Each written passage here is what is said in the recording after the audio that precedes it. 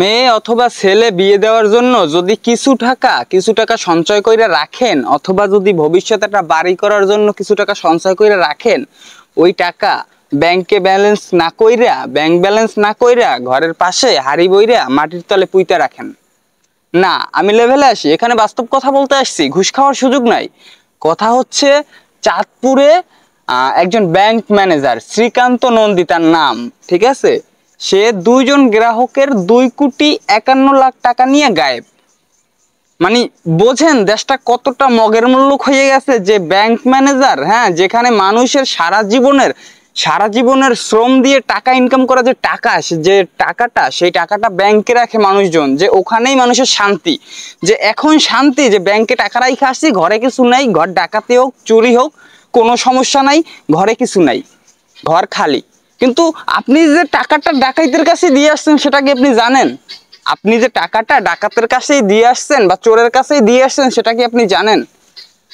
মানে 2 জন গ্রাহকের কষ্টের টাকা 2,51,00,000 টাকা নিয়ে ব্যাংক ম্যানেজার উধাও হয়ে গেছে।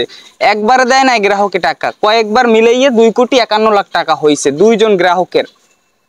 বোঝেন কি একটা অবস্থা, বাংলাদেশের মানুষের কি একটা অবস্থা। দেশের মানুষ টাকা ঘরে রাখে না, একটু ব্যাংকে রাখে, একটু স্বস্তিতে বাতাস খায়, স্বস্তিতে একটু ওয়াশ করে যে না টাকাটা রাইখে আসছি।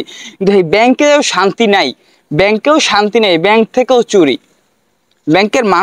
ব্যাংকে যদি যান আপনি, ব্যাংকের মানুষজনের ভাব দেখলে বাঁচি না। তারা শিক্ষিত মানুষ, তাদের সাথে কথাও বলতে হবে শিক্ষিতভাবে, ঠিক আছে। আমার সাথে কোনো সমস্যা তাদের হয় নাই, কিন্তু আমি দেখছি নিম্ন আয়ের মানুষজনের সাথে তাদের ব্যবহার কখনো আমি ভালো দেখি নাই, ম্যাক্সিমাম সময় খারাপ ব্যবহার।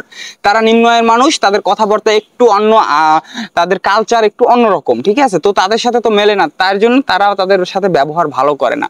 তো কথা হচ্ছে কি, যে মানুষ আসলে ব্যাংকে গিয়ে যে টাকা রাখবে, ব্যাংকে একটা ব্যাংক ব্যালেন্স করবে, ঠিক আছে, একটা ডিপিএস করবে, তারও শান্তি নেই, সেখান থেকেও টাকা উধাও হয়ে যাচ্ছে। বাংলাদেশে আসলে কিছুদিন পর পর নতুন নতুন এমন জিনিস দেখতেছি যা আসলে অন্য কোনো আমি দেশে দেখতেছি না। আসলে মানুষ বলতেছে বাংলাদেশের উন্নতি হচ্ছে না, কিন্তু বাংলাদেশের উন্নতি অন্য দিক থেকে না হলেও চুরির দিক থেকে ঠিকই উন্নতি হচ্ছে, সেটা আপনি হয়তো দেখছেন না। শ্রীকান্ত নন্দী তার নাম, চাঁদপুর তার বাড়ি।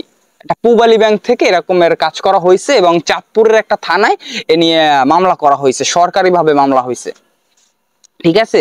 তো এর ফলাফল কি হয়, টাকাগুলো ফেরত পায় কিনা, এটা একমাত্র আল্লাহ জানে। তো আসলে সবাই সাবধানে থাকবেন, ভালো থাকবেন আর নিজের টেক কেয়ার করবেন। ধন্যবাদ সবাইকে, আল্লাহ হাফেজ।